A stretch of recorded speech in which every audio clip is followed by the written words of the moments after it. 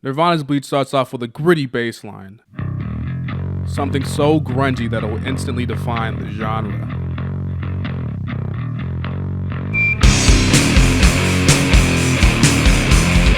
Blue is one of those songs that just describes grunge. One of those gritty and sludgy, catchy pop songs that Nirvana made so flawlessly.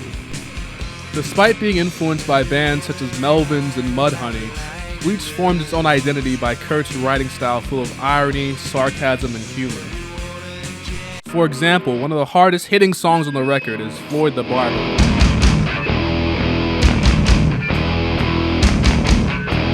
A song about the characters from the Andy Griffith Show torturing and murdering someone who comes into Floyd's barbershop. And I didn't have the slightest clue of this because of how wonderfully crunchy the riffs of the song are, and how non-conclusive my way of deciphering lyrics is.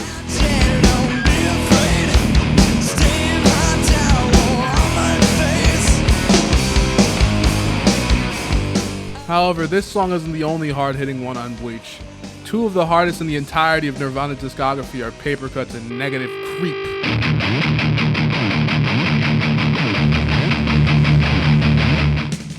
Negative Creep is about something I'm not sure about, but my interpretation is that Negative Creep is about the negative habits of the band.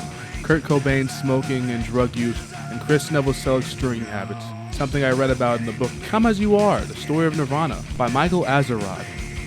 If you want as much information about this era as possible, that's a book you should look into. But yeah, the line, I'm a negative creep, I'm a negative creep, I'm a negative creep, but I'm stoned, is the closest evidence for this idea, since the song's lyrics are generally repetitive.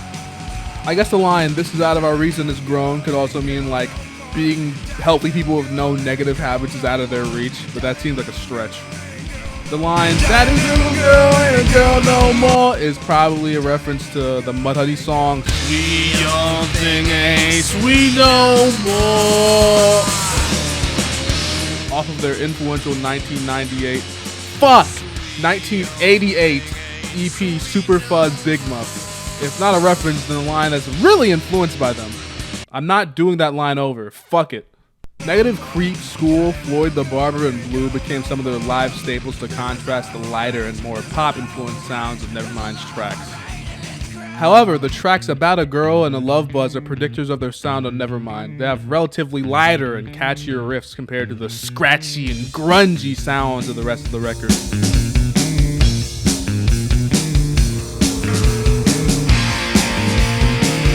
Love Buzz, despite being Nirvana's first single and a cover of the 1960s psychedelic pop song by Shocking Blue, is the perfect mix of their early experimental grunge sound and their cleaner pop grunge sound. It's not to say that Nevermind doesn't have the spirit of grunge all over it, but it was a punk album mixing a pop record. Bleach was a record that cost exactly $606.17 to put together. They are not the same. About a Girl is noted as being the closest thing to that Nevermind sound on the record. It has very little of the grungy noise and crunch. It's a very simple anti-love song about Tracy, Kurt's girlfriend at the time. Okay, real talk for a second. I'm gonna be biased here and say this song is about Kurt Cobain complaining about his girlfriend despite being unemployed and not helping around the apartment. I've read 2 books about this guy, and this song kind of pisses me off in retrospect. I mean, it's still a good song, very catchy and a good pace breaker from the grungy sounds on the record. But my main issue with it is that the production seems to be more 80s than the rest of the album. A discography of legendarily well mixed and timeless songs, something about having the stereotypical 80s drum mixing feels kind of weird. Look at this remix of About a Girl in Nevermind style by The Beginning of Music, and it shows the difference I mean.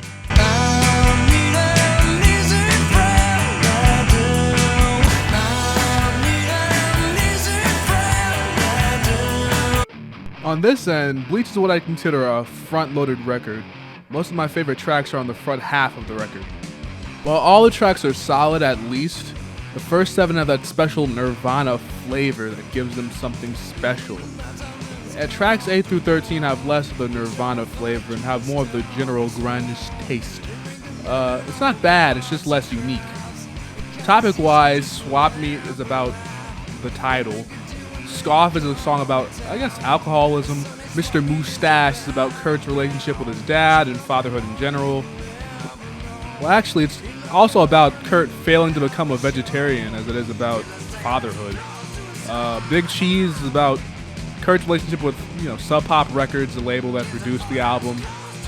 Sifting seems to be abstract. I have no clue what the 7 layers of hell he's talking about.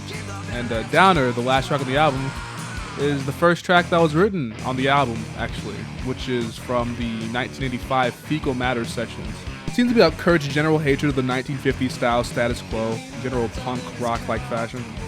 Downer also reminded me of Death Grips the first time I played it, like the way MC Ride says some of his words on the powers that be, and the extremely abstract and somewhat opaque lyrics. I don't know why nobody else noticed this. MC Ride is definitely a Nirvana fan. I mean, what does all we know is restitution, living out your daily fusion mean anyway? Being abused by the world, I guess.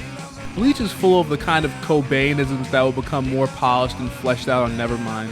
All the song topics that I mentioned all contribute to the unique identity relative to other grunge records at the time.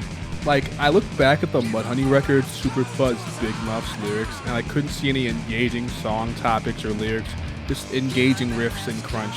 Well, there were singable lyrics, but there weren't engaging lyrics, if you know what I mean. Not every band has the incredible songwriting ability like Kurt Cobain, who does memorable riffs, singable lyrics, and has a rough experimental edge. Most grunge bands don't even feature bass as much as Bleach does. I mean, for God's sakes, the song School literally features 15 words and it sounds like a full song. It's albums like this that make me passionate about music, man. Kurt Cobain, Chris Novoselic, and Chad Channing make it look so simple on this record. Like, at this point, Nirvana is local band tier, but their songwriting and performances are already impressive. Like, I could see why record labels were trying to butter them up and scrambling to sign them in 1990. Anyway, tell me if you want me to talk about any other music. I'll probably ignore your request, but it's worth a shot, right? Also, subscribe and follow my Twitch because you won't unless I ask. Alright, bye.